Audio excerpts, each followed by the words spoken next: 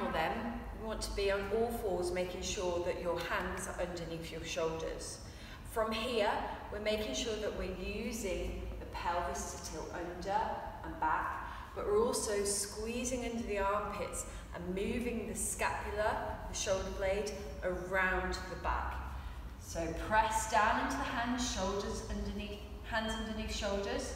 From here, lifting the pelvis up, tilting it back, and lifting the chin, squeezing under the armpits, tucking the chin under, tucking the pelvis under, and pushing through the upper back.